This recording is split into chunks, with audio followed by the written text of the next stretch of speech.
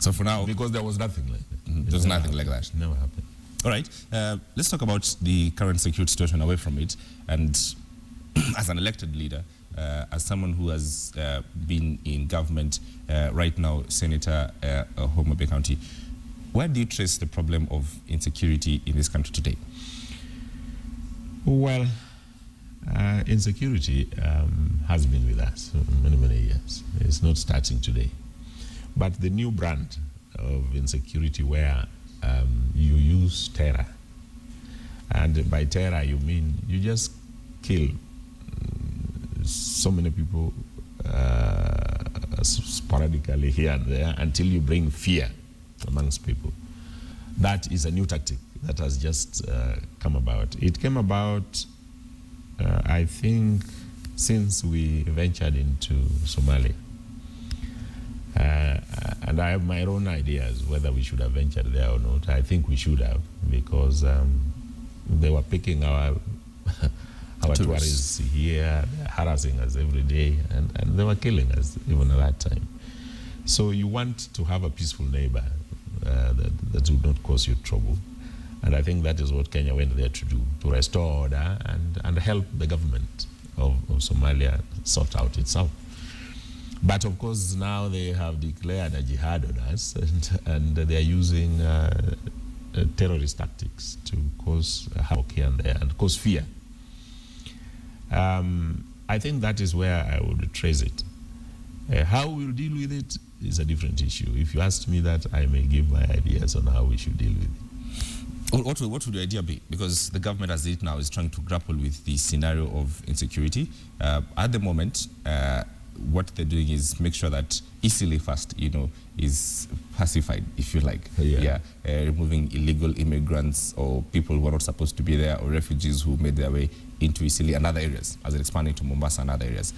What would be the idea if you're in government today?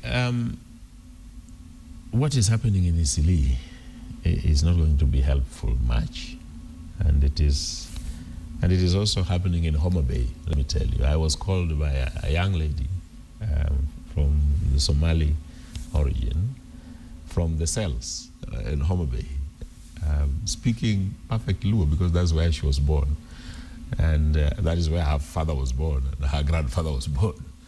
So she's more of a Luo speaker than some of us. And she said, we are in cells. I say, why? Because all Somalis have been rounded up and taken to Homa Bay cells. That does not deal with the problem that we have.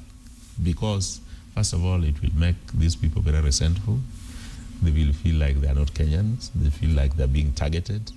They feel hostile to authority, and probably not help us get to the real problem.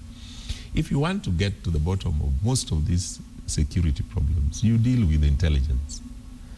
Our intelligence should, as they do the political job which they were designed to do, I think they should have an expanded mandate of dealing with those who plan and execute crime. And if we just were to recruit ordinary Kenyans as volunteers to give information, I'm sure with the help of the intelligence, with the help of the police, and with the help of the ordinary people themselves, we could get very far. The Constitution designed it very nicely, our Constitution. Our Constitution designed it that we will have a devolved government up to the village government. And the village government is quite a few people, just about 200 people, with a government of their own. If you give them the security mandate to manage their own security, those 200 people with their government, most probably we will reduce the level of illegal people who walk amongst us. But since we started this devolution thing, the national government and the national security has been very suspicious of the devolved government, instead of using it. But were we supposed to devolve in security?